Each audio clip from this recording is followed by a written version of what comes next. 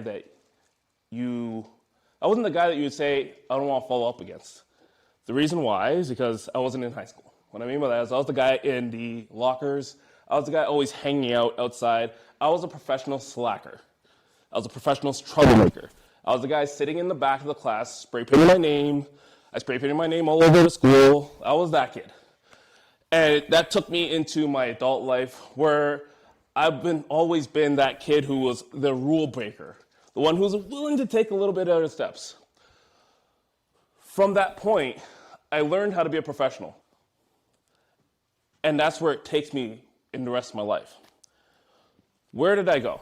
I went into working in sales. That's how I ended up finding my job. I became one of the top not personal trainer, one of the top salesmen at a retail company, which is really cool. It was really fun. I was 19 years old. Mind you, I was a professional at that one thing. I had no clue what I did right. Like, none.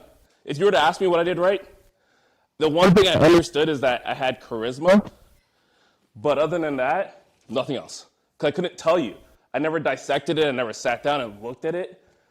And it wasn't until last year, I was sitting in this room with Eric and a bunch of other FMs, and we had a roundtable discussion about the industry, where we're going, what we need to do.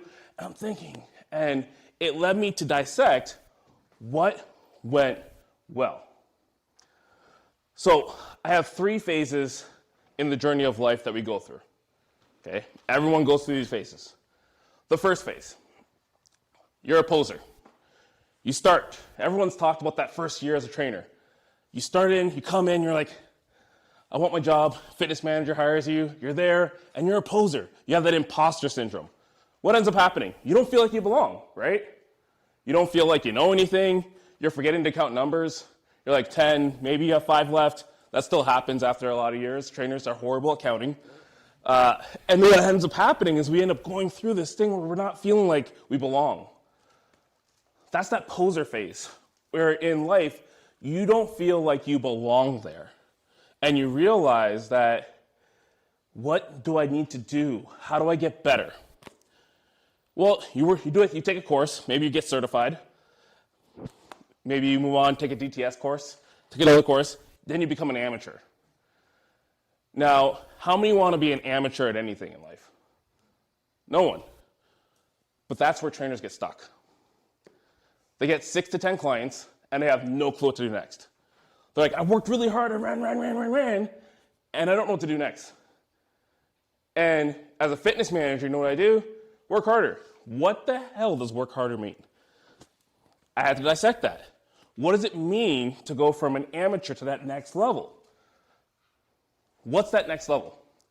It's being a professional. So, I'll give you 2 stories that add up to being a professional. First story. I was working in Philadelphia. And like I said, I became the #1 salesperson in all of the country, 19 years old. I was in the Eaton Center. I'm sorry. And I was in the Eaton Center. I was there for the Boxing Day shooting. I remember all that stuff. But my manager pulled me aside and said, hey man, you're doing really good. I'm like, yeah. It's like, but do you want to be the best? I'm like, hell yeah. What do I need to do? You need to dress like the best. What does that mean? The best wear this. And he's wearing a pair of Jordans. And it happened to be that everyone that was selling a lot wore a pair of Jordans. I'm not wearing Jordans right now. These are Converse Chuck Taylors. I'm a sneaker addict. It's a whole other thing I can get into. But he said the best wear Jordans. I'm like, okay, cool. Started buying Jordans, and what ended up happening? I became one of the best. Cool. It wasn't the Jordans that made me the best. It was me showing up to work, being on time, being there, ready to work. I was working 7 days a week. I didn't care because it was commission, and I wanted to make the most amount of money. And that's where I went to. Next story. There's a trainer who shows up, working at a commercial gym, one like this, and he shows up and he says, you know what? I want to train people. I want to train athletes, like most trainers come in. I want to train athletes. I want to get really good at this. So he trains every athlete. He's not training athletes. He's training mothers. He's training grandmothers. He's training men. He's training women. He's training anyone but athletes. But he's taking his job seriously. He's a poser at first. He graduated kinesiology. He takes a couple courses, he becomes an amateur. He takes some more courses, he's now a professional. He's now in the job, showing up every day, early, on time, ready to train his clients. He takes it to that next level. He sees an open cast for, you know what? We need some trainers going to this next corporate job. It's a sports team. He's like, well, you know what? What the hell? I'm going to try. Writes a letter to every player on that sports team and says, you know what? I'm your trainer. I'm going to be your trainer for this, and this reason. And you can imagine the reasons. I'm a professional. I show up on time. I know my anatomy. I know all that stuff. He wrote it to every single person except for one player. The one player sees that and says, what's that? Oh, it's one of these trainers. He wants to work with us. Oh, the player takes it to the doctor and says, doctor, who's this guy? Doctors look and say, I don't know. They call the guy and they say, hey, you, we need to talk to you. What do we need to talk to you about? Well, you know what? We need to talk to you about training one of our clients, one of our players. He has some interest in you. At that point, he realizes and says, okay, shows up, does the test, passes it with flying colors, like any trainer can. He says, you know what? You passed. So here's what we're going to do. We're going to hire you on. Here's the player's address. Go meet with them. He walks to the address. He knocks on the door. And he doesn't know who's going to open that door. And lo and behold, the door opens. He sees a big Jordan sign at the back. Michael Jordan opens up the door. That trainer is Tim Grover. He goes on to train Michael Jordan in 1989. Michael Jordan wins 6 rings. He goes on to train Kobe Bryant. Kobe Bryant wins 2 rings.